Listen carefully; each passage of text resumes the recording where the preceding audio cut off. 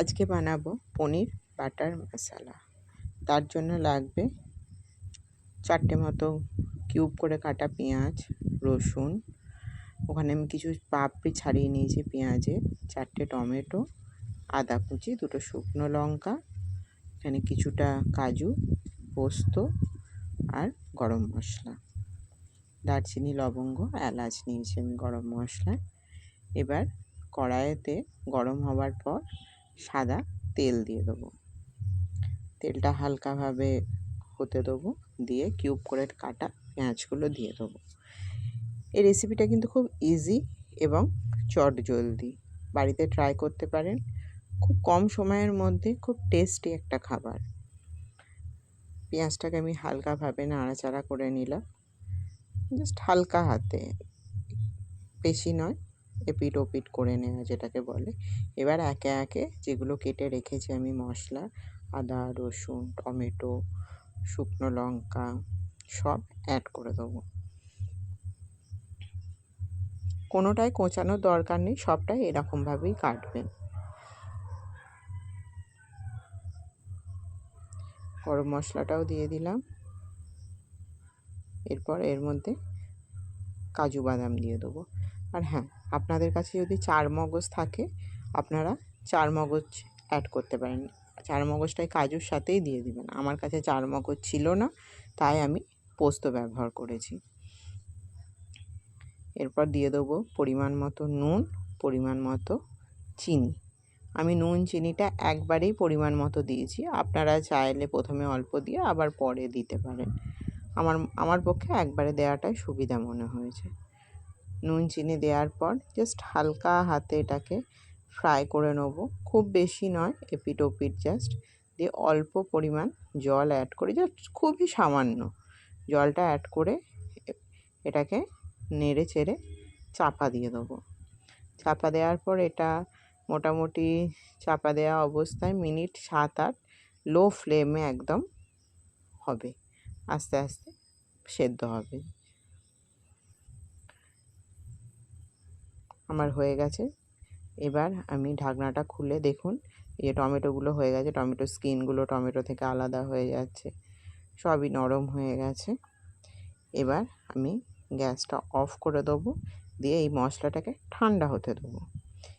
এর মাঝখানে আমি কি করে নেব, যে পোস্তটা রেখেছিলাম, পোস্তটা আগে আমি মিক্সিতে বেটে নেব। বাটার সময় কিন্তু আমি জল ব্যবহার করিনি, পুরোটাই নর্মাল বেটেছি, শুকনো। আর বেটে নিয়েছি। যে মশলাটা আমি করেছিলাম সেটা ঠান্ডা হওয়ার পর মিক্সিতে পেস্ট করে নিয়েছি। এবার আমি কড়াইতে সাদা তেল দিয়ে দেবো, আর দিয়ে দেবো তার সাথে বেশ খানিকটা বাটার। আমি এখানে প্রায় 2 চামচ মতো বাটার দিয়েছিলাম। আর বাটারের মধ্যে দিয়ে দেবো পরিমাণ মতো হলুদ গুঁড়ো আর কাশ্মীরি লঙ্কার গুঁড়ো।